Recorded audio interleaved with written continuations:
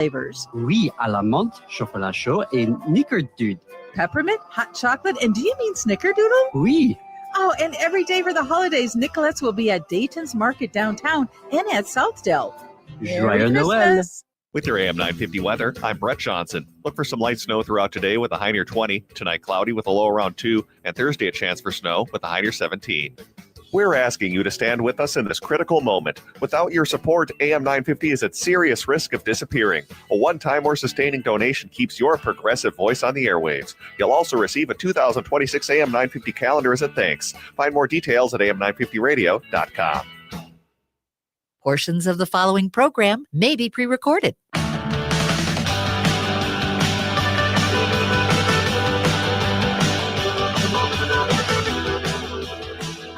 Broadcasting from the studios of AM 950 KTNF, the progressive voice of Minnesota, and airing on WCPTA 20, Chicago's Progressive Talk. Welcome to the Gailey Show, the only daily LGBTQ radio news and talk show in the United States. I'm your host, John Parker, in studio with my executive producer, Jim Pounds. Hey, all. And no matter where you live, from Fire Island to New Orleans to Marquette to Monterey Bay, we've got you here at the Gailey Show. All right, live streaming on our YouTube channel right now. If you like what we're doing, subscribe and leave us a comment. Let us know how you are enjoying the show.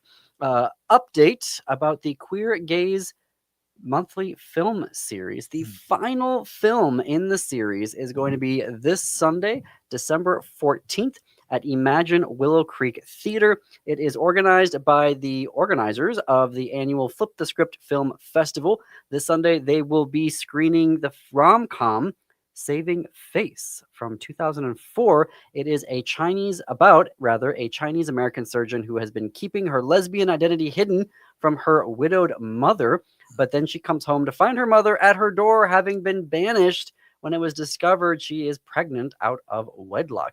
Both are reluctant to go public with their secret loves that clash against cultural expectations, but will they be able to keep their secrets while they are living together? It will be at Imagine Willow Creek Theater, Sunday, December 14th at 2 p.m. Go to flipthescriptfest.org for ticket information and to watch the trailer. All right, what is on the show today? After our first commercial break, we'll be doing a roundup of today's crucial LGBTQ headlines. In the second half hour, folks, Joe Reberkenny, White House correspondent for the Washington Blade, is going to be here. And folks, he has an exclusive interview with George Santos that he is going to talk to us about. Yes, that George Santos, aka convicted of wire fraud and identity theft and then pardoned by Trump while in jail, George Santos. Yes, Joe is going to be here to tell us about that conversation. Your friends. That's seriously one to not miss.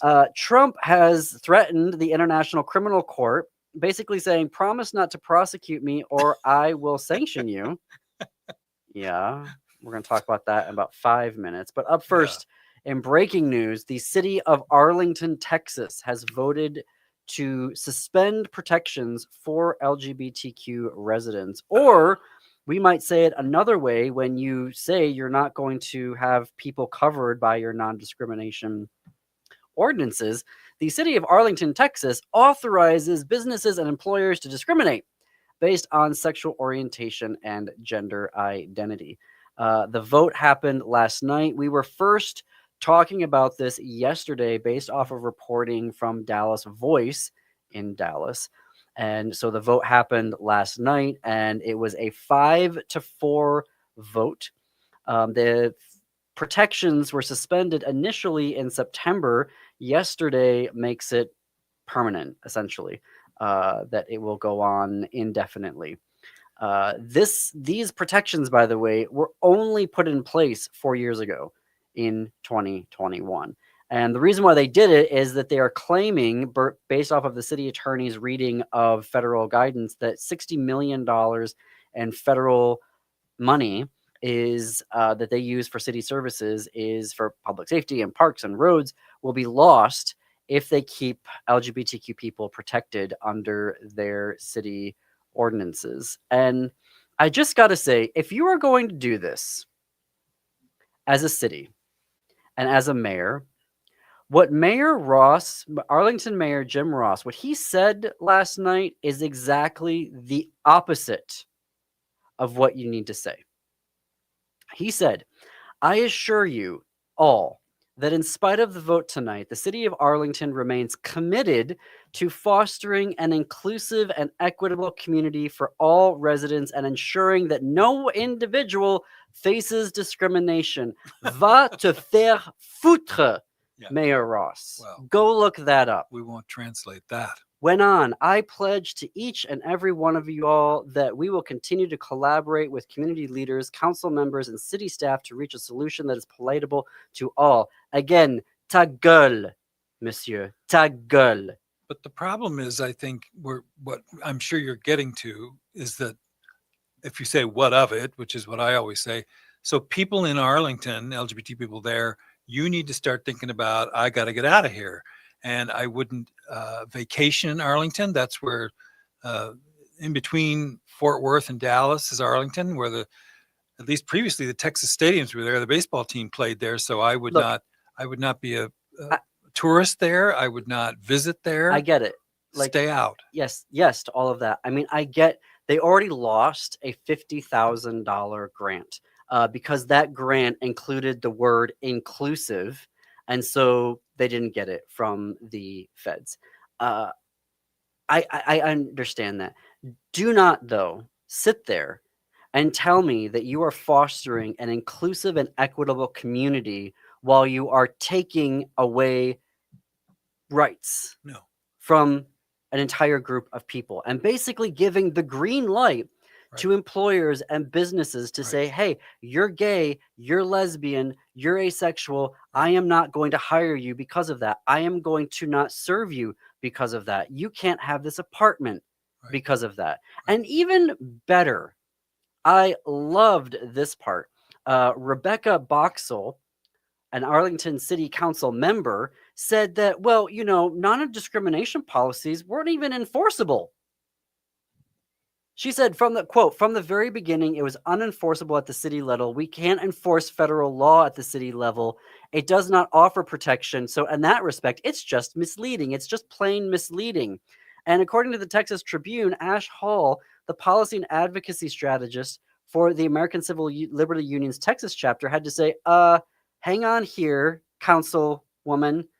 The ordinance offers the city the authority to investigate and mediate discrimination claims. So not only is the mayor going, hey, y'all, it's going to be fine. This is an inclusive environment. Then we have a city council member saying, this wasn't even protection to begin with.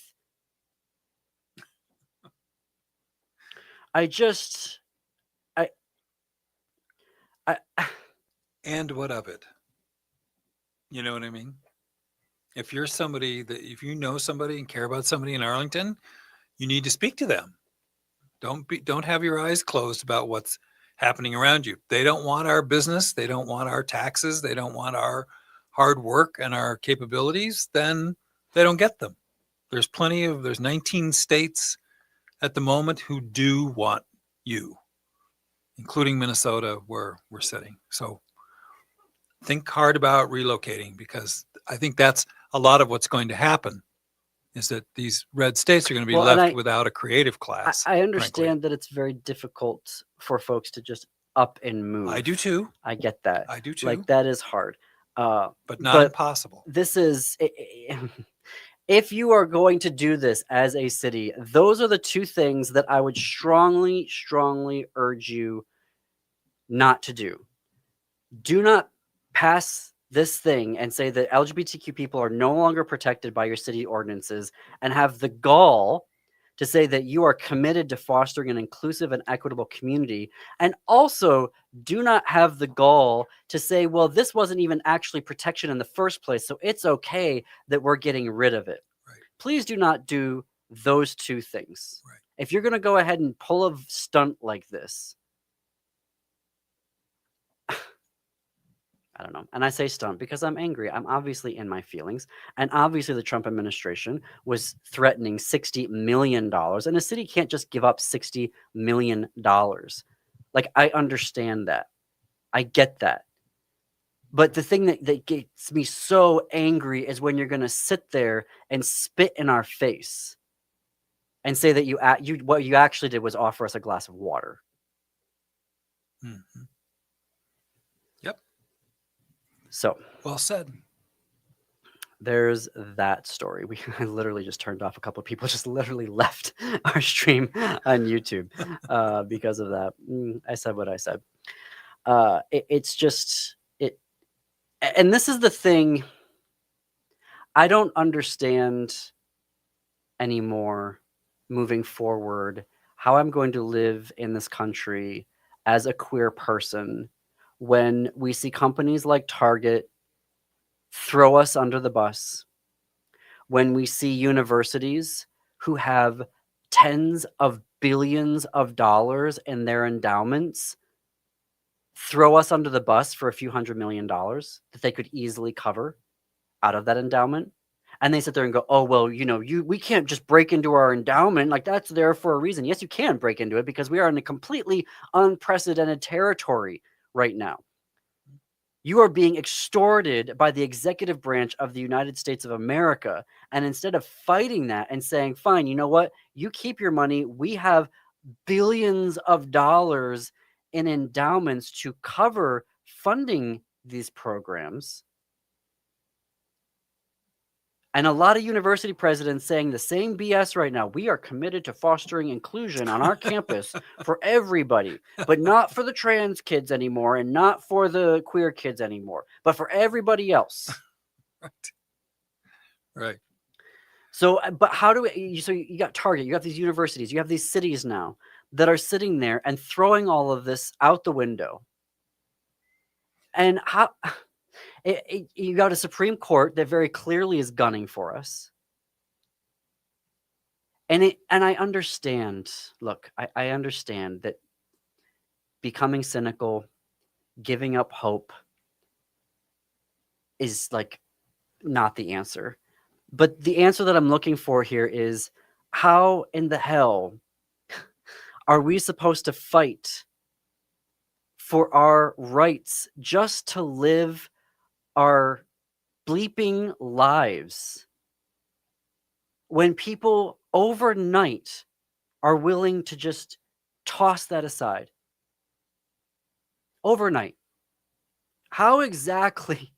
It's like you put in the work for decades to get a stupid ordinance passed to say, hey, you can't fire somebody because you found out that dude has a boyfriend. You can't kick a couple out and say, I'm not gonna let you rent my apartment because you two are lesbians. I'm not gonna serve you in my restaurant because you're trans. Why is that so effing controversial? We're going to take a break here. I'm going to get my feelings back in order. You're listening to The Gailey Show on AM 950 KTNF, the progressive voice of Minnesota, and WCPT 820, Chicago's Progressive Talk.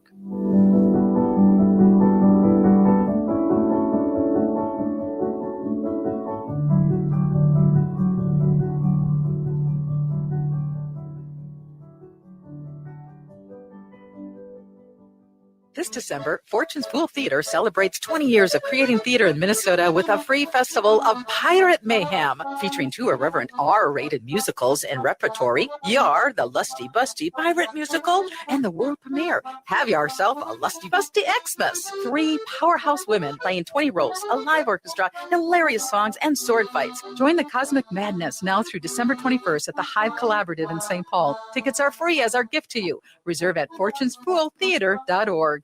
In today's uncertain times, Woodland Stoves and Fireplaces believes that a fire can add comfort and security to your life. At Woodland, our mission is to connect you to a place for fire that works. Woodland Stoves and Fireplaces installed our wood stove years ago, and we still love it. Watching the fire, feeling the heat is a joy we experience every day.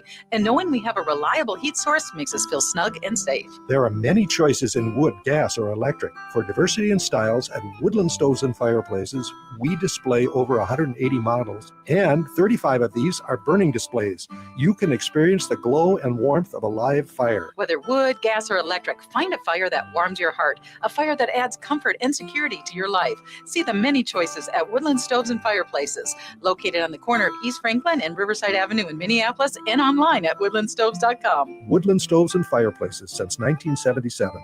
For over 48 years, our slogan has been, out of the ordinary products and services. Our mission is to get you a fireplace that works in your life. Turn to Auto Technical with your vehicle donation. We have families waiting for a car. You know, over 85% of unemployed are successful in finding and keeping a job if they have dependable transportation. A car plus a job equals a life changed. 612-919-5526. We have families waiting for a car. 919-5526 or autotech.org.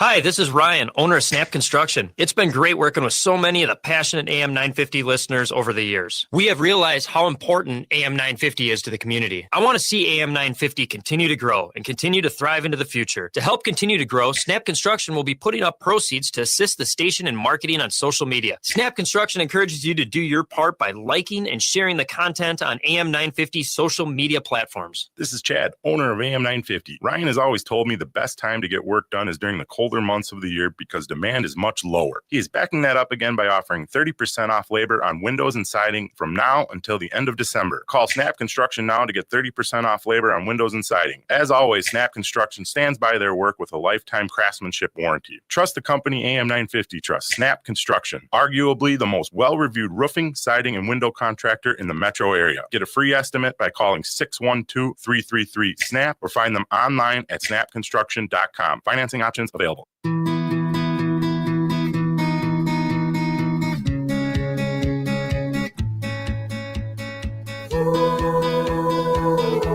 Welcome back to the Gailey Show. I am John Parker. We are coming up on the bottom of the hour.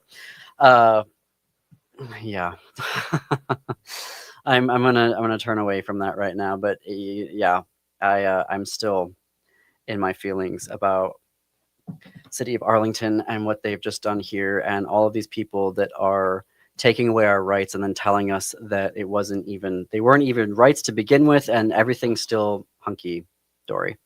I do want to turn to a story today because it just came out, leaked to Reuters, exclusive reporting that a Trump administration official on speaking on condition of anonymity told Reuters that the Trump administration has officially communicated to the International Criminal Court that unless they issue a written promise or some type of binding promise that they won't prosecute Trump or any of his cabinet members, then they are going to launch more sanctions against the court. And apparently, the Trump administration has become more and more worried that the ICC is going to come after them once they leave office.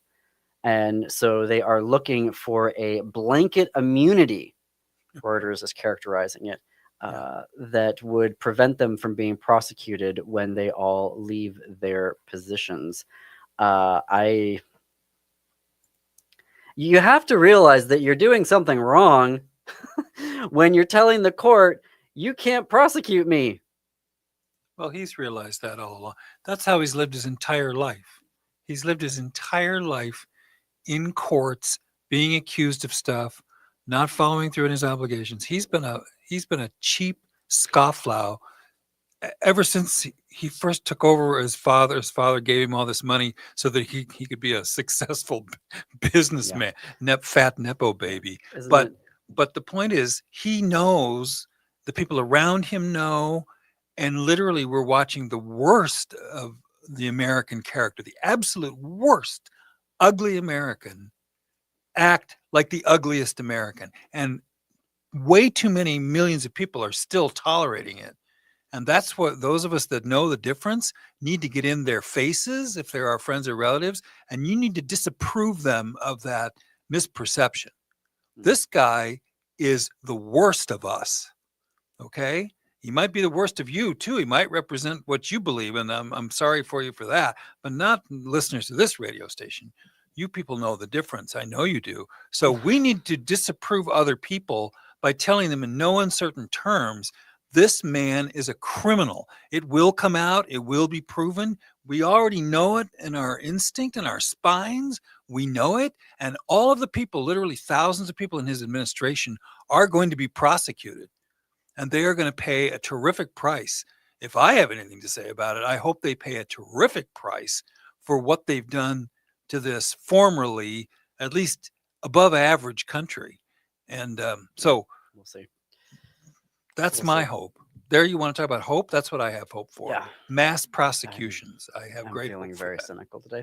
Well, What makes me not feel cynical, though, is reading local LGBTQ journalism. So let's take a look at some headlines happening in the world today. This is a headline from Uncloseted Media. From Alabama to Alberta, how Canada is pulling from America's anti-trans playbook.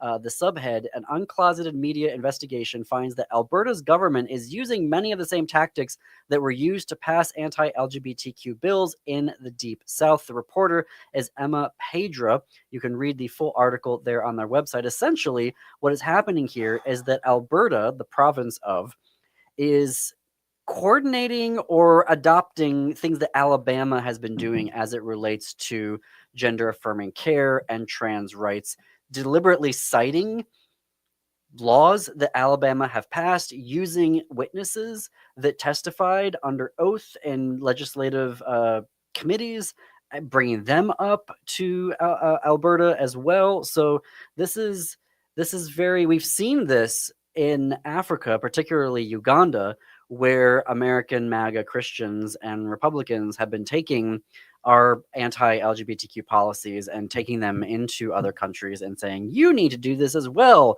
and then watching them run with it. So now we see a Canadian province that is adopting what Alabama is doing, and that is very concerning for Canada. Like, Canada, no, you don't want any of this. Like, please, please don't take anything that the United States has.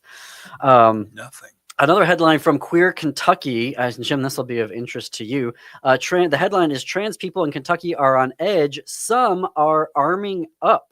So the journalist is Spencer Jenkins. This is also in partnership with Uncloseted Media. They first give us in the article some data points. So they said, cited evidence from the Gun Violence Archive that of the 5,408 mass shootings in the U.S. between 2013 and 2025, 5,000. just 0.1% of them, or 5, involved a trans shooter, right? And yet the Trump administration has created a new terrorism category within the FBI titled Transgender Ideology-Inspired Violent Extremism.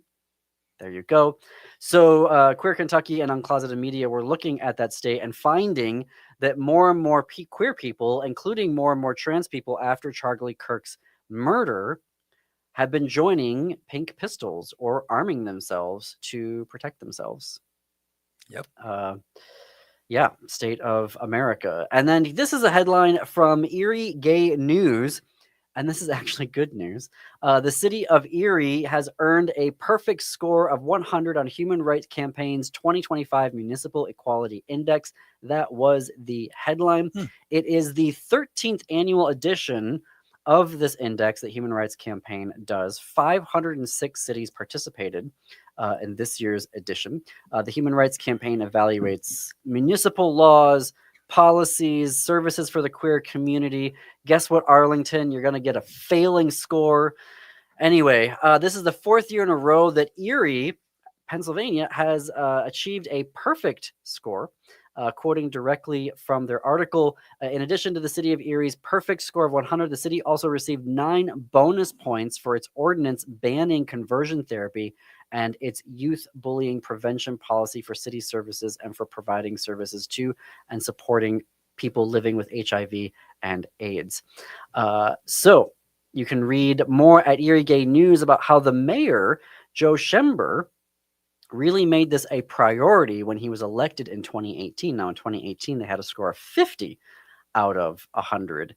And so he created the first LGBTQ advisory council, which then began the work of analyzing the city of Erie's policies.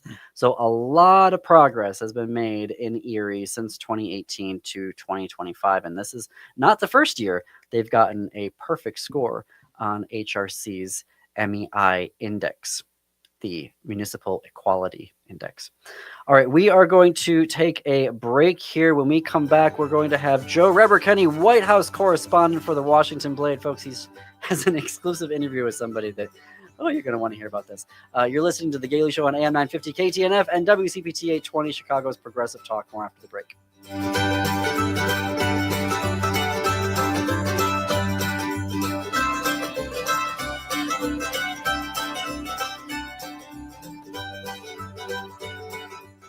Hey, Minnesota, it's Brad Friedman, host of the... Hey, Joe. Hi, how are you guys? Good, how are you? Doing pretty good. All right. Jim's like, I feel underdressed. I like that. I like the blazer. That's good. Yeah, you look great. Nice. I just came from a meeting on Capitol Hill with Representative Garcia, so I had to look professional for that. That does not, my normal attire. You don't walk around the apartment. You just came from a meeting with Representative Garcia. Oh, wow. you know how it is. Yes. You know how it is. Okay. So let's see here. Do you want to start with Mr. Santos then? Sure.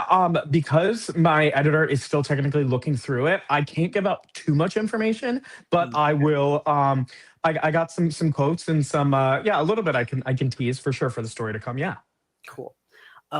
Am I freezing for anybody else? No, I know I was frozen, but now am I good? Cool. Yeah, you're You're good. All right, we are going to switch back over to the feed. Okay, so we can start with that article, and then we can go into the. Do you have anything about Garcia you want to share? I don't want to just blast past that. It was mostly just like we were talking about Epstein. If you did want to talk about that, it was a pretty good conversation. We also talked about the Human Rights Act that he's pushing forward. That is supposed to be more internationally help LGBTQ people. We could talk briefly about that too, but again, it's not published and it's not up yet. But I can just give a few points. I was just maybe some preview. Yeah. Stay totally. tuned for okay. Yeah. All right. Well, we will switch back over to the feed, and we'll see you in a couple minutes. I'll put the time cues in the chat. Sounds good. Thank you. Yep. It's a Boilermaker, a raucous Victorian vaudeville-style musical that spikes your holiday with camp and chaos. Scrooge and Rouge is backed by audience demand for the third year in a row. Celebrate the holidays with Open Eye Theater, now through December 28th. Bring your friends, bring your festive spirit, and leave your figgy pudding at home. Christmas can be a drag in the best way. Tickets at openeyetheater.org. Holiday shopping is easy with the Park Tavern. From now until December 31st, stop into the Park Tavern, buy a $100 gift card, you'll receive a $25 Park Tavern gift card for free. You heard that right. Buy a $100 Park Tavern gift card, you'll receive a $25 gift card for free. And the best part is you get to decide which gift card you keep and which gift card you gift. The Park Tavern is open regular hours throughout the holiday season, offering great food and family fun. On Louisiana Avenue, north of Highway 7 in St. Louis Park, the holidays are just better with the Park Tavern. With your AM 950 weather, I'm Brett Johnson. Look for some light snow throughout today with a high near 20. Tonight, cloudy with a low around 2. And Thursday, a chance for snow with a high near 17. Nightingale offers a warm, inviting atmosphere with a full menu of American classics like the famous Nightingale Burger and Fries, Ginger Tamari Chicken Wings, and Duck Pastrami Reuben. They're open daily from 5 p.m. to 1 a.m. with a full menu available until midnight. Takeout orders also are welcome. Learn more at nightingalempls.com. AM 950 KTNF, St. Louis Park, Minneapolis, St. Paul.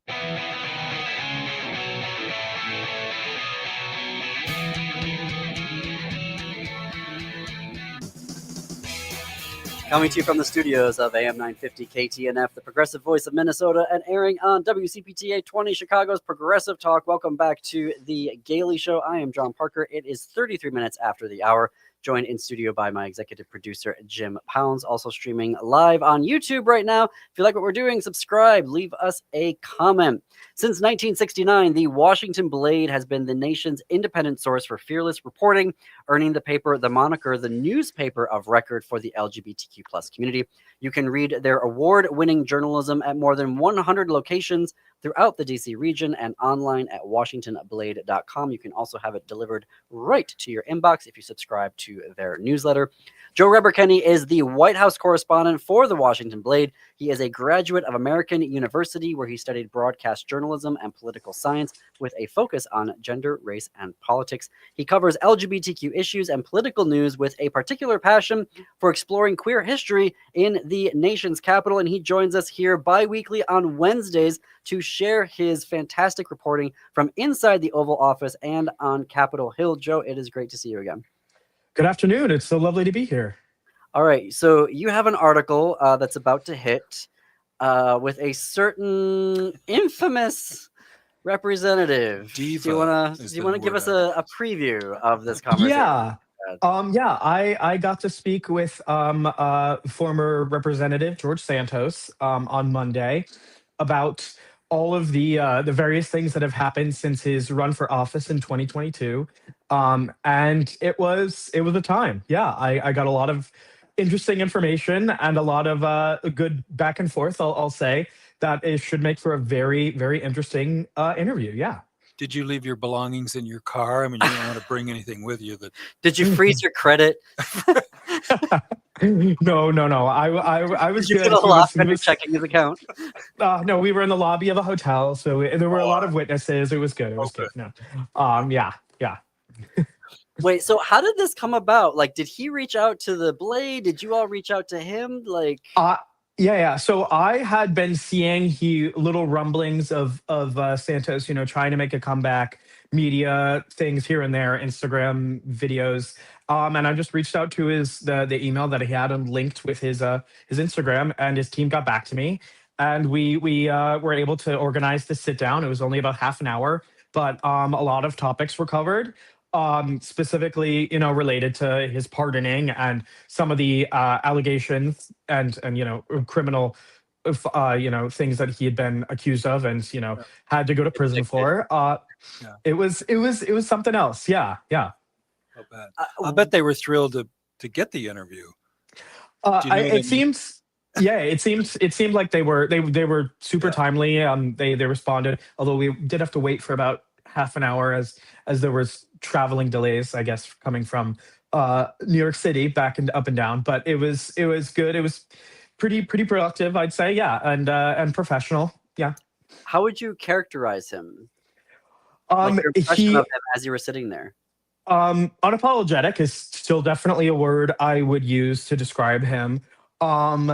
It's at multiple points would emphasize how his ambition may have gotten the best of him while, doing some of these not so legal things where he was, possibly using campaign funds to purchase Ferragamo scarves and like Tiffany pens and these things that that you'll see in my story. He justifies to a degree, but it was something else. I've never spoken to anybody like this, but at the same time, he was still very open, and I felt like anticipated some of the harder hitting questions that I did ask, which was pretty cool, I guess. I don't know.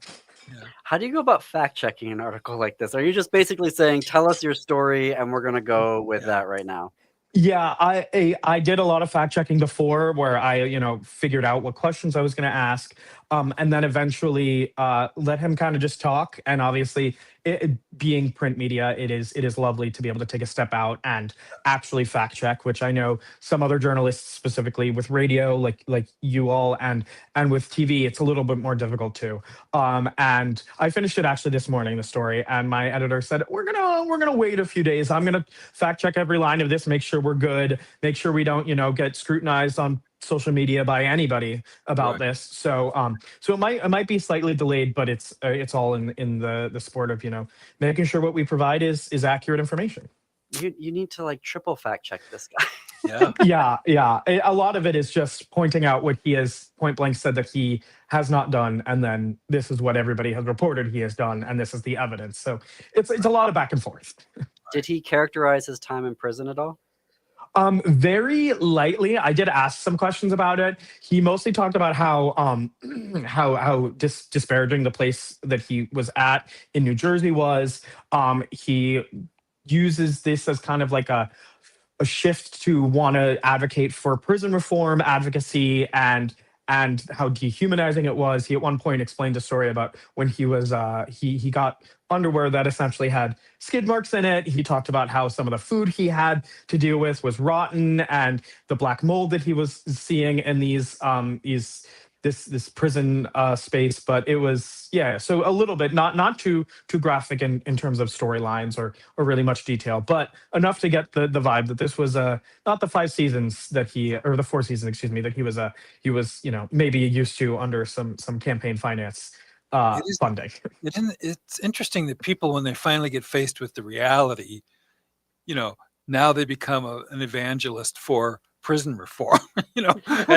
Couldn't care less about that when they were nowhere near going to prison. And suddenly I'm glad that's happened, but my gosh, what you have to go through to get some people to wake up. Wow.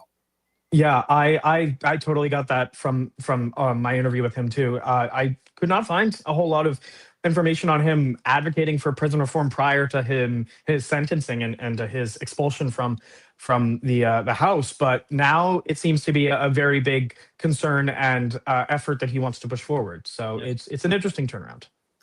Well, we look forward to reading that at WashingtonBlade.com. I am setting an alert to read when that comes out, because that's going to be a read, folks. So stay tuned to WashingtonBlade.com for that. You briefly got to sit down today with Representative Eric Garcia. For folks who have been following the Epstein story, Representative Garcia has basically been the leading edge of the spear on this one. I mean, he's on MSNL every other hour talking about what he's up to and what he's going to be doing with that. Briefly, what can you share about the conversation that you had with him today? Yeah, it was a really good conversation. It only lasted about 25 minutes. It was in his office, where he just re-emphasized the point of full transparency for these Epstein documents, mostly for the victims, the women who were at the time were 14, 15-year-old girls. He really just keeps wanting to push this narrative of getting out the information we can, hold those in power accountable. And he did mention President Trump being one of those people that there are some Republicans who are shielding, potentially criminal or even just, not great information related to Trump and, some of these names in the Epstein files. But it was a good conversation. Yeah. I'm curious about that in terms of, again, you're going to preview the article, and I know it's got to go through all the vetting and everything. Did he have a sense of whether or not the Justice Department is going to comply with the law that passed unanimously from Congress? Yeah, I asked about that, and from what I've heard from both his team, his office, and the oversight, they are the minority in the oversight committee. But what everybody's doing is they're really trying to push for the release of these files, and unredact as much of the information as they can.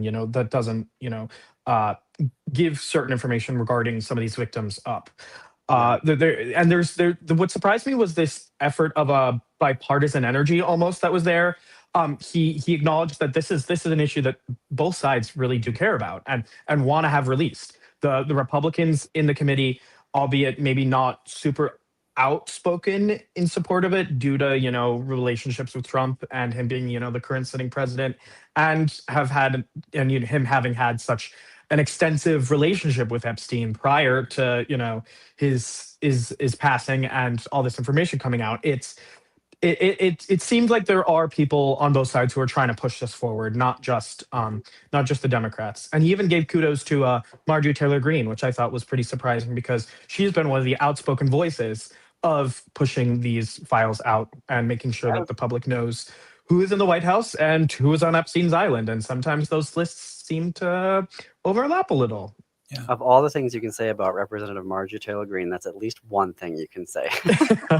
One thing for sure. I think Trump said the other day in response to some reporter, it was sort of implying, hey, people are going to be hurt by this release of this information. Now, I mean, we can speculate what that was about. That he doesn't care if any Democrat gets hurt by that. When he says people, he's not talking about Democrats. He's only talking about Republican loyalists or donors or something like that. But that seemed to be maybe he's just trying to get us off the track of his own problems. But that seemed to be saying there's some names on there that you all like or we all depend on for money or whatever that are going to get hurt if this comes out. It was an interesting, sort of unguarded, like he often does when he hasn't thought about what he's saying, which is most of the time, where he says something sort of unguarded that seems to say more than maybe he intended, I thought. Yeah. And Garcia even mentioned kind of something along the lines of that, is that there is definitive proof of people going, like women specifically, or I guess really girls at this point, who were, spotted at Mar-a-Lago, and then a few months later on Epstein's Island. Like there's point blank information and details that show this. Yep. And it's not just Trump. It's not just Republicans in general. There's this push to hold everybody who's in some form or fashion tied up with this accountable. Several employees at Mar-a-Lago, I would venture to guess. Anyway. There's been some allusion to it. Yeah, that maybe that wasn't the safest place for people looking to be free of those kind of attitudes and right. Illegal activity. Yeah. Did he mention anything about Ghislaine Maxwell's legal shenanigans? He did not. I didn't ask him about that. I had a very quick, 20, 25 minutes with him before he had to go vote on the floor. But no specifics about her or her, unfolding drama within the Department of Justice. Yeah. Right. Okay, well, we will look forward to that article forthcoming as well, folks. You can read at WashingtonBlade.com. Stay tuned there. Again, sign up for their newsletter. It just comes right to your inbox. So you get that alert right away. Joe, you had a really important, scary article from an HRC study revealing how MAGA is planning to undermine LGBTQ rights and services in 2026. I'd love to break down this story with you. Where would you like to start, though? Because it's a lot. It is a lot. I guess just the easiest way to describe it is it's a lot of push by House Republicans to use the the financing bills for 2026 appropriations bills to pass these anti-LGBTQ riders, essentially. A lot of it specifically targets the trans community and gender affirming care. That's like the biggest thing that we've been seeing consistently throughout LGBTQ rights, the fight for rights in the past few years. And that's not going away anywhere. It's a lot of blocking gender affirming care in Medicaid and Medicare. For people in the military, they're trying to restrict PrEP access, HIV testing, and just sexual health funding overall.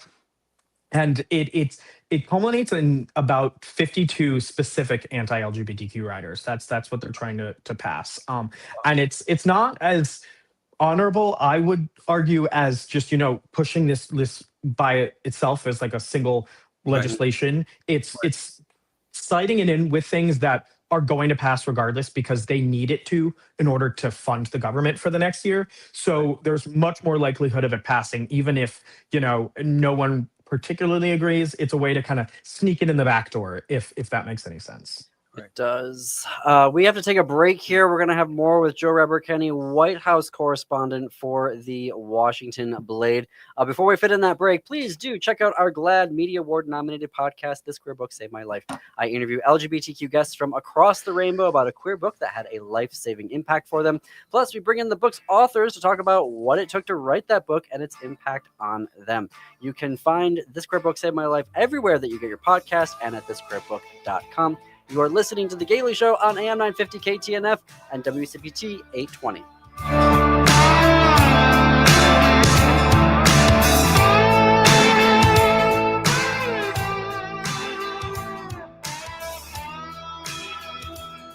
Across this country, LGBTQ rights are under threat. This is a struggle that the LGBTQ community knows all too well. Since 1987, Outfront Minnesota has been fighting for LGBTQ rights and protections here at home, and this work is needed now more than ever. Hard-fought wins here in the state of Minnesota are at risk, from the ban on the harmful practice of conversion therapy that passed in 2023 to transgender protection secured in our state Human Rights Act in 1993, and even national recognition of our same-sex marriage protections that we secured in 2013 are at risk. Outfront Minnesota has helped Minnesota become a national leader in LGBTQ rights, and they will hold the line to make sure we don't lose what we've gained. But they need you. Now is the time to step up and support Outfront Minnesota and LGBTQ rights here in our state. Outfront Minnesota needs your financial support today to strengthen LGBTQ protections at home, at school, and at the state capitol. Learn more and make your gift at outfront.org/give. That's outfront.org/give.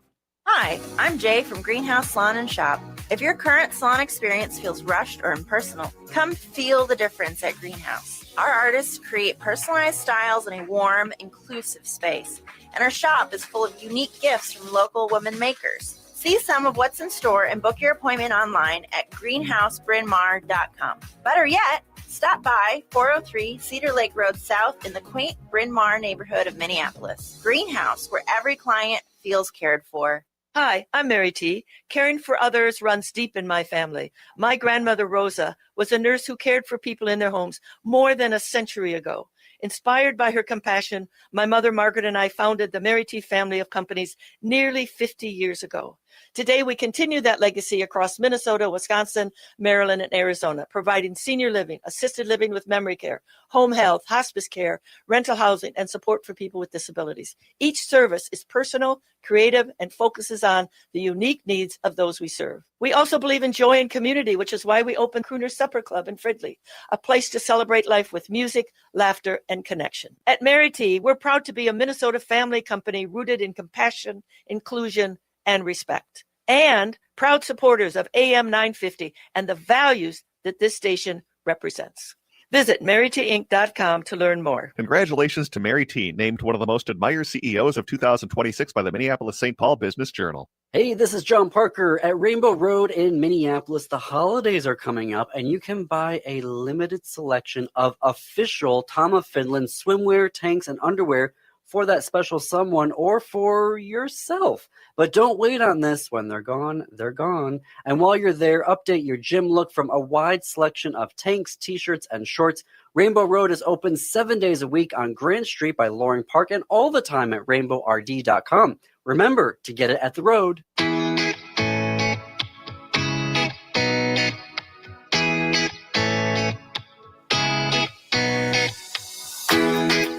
Welcome back to the Gailey Show. I'm John Parker. We are coming up on the top of the hour. I'm in studio here in AM Minneapolis at AM 950 with my executive producer, Jim Pounds. Joe Reberkenny is the White House correspondent for the Washington Blade. He joins us bi-weekly on Wednesdays. We're very grateful and lucky that he does to share his reporting from the Oval Office and on Capitol Hill.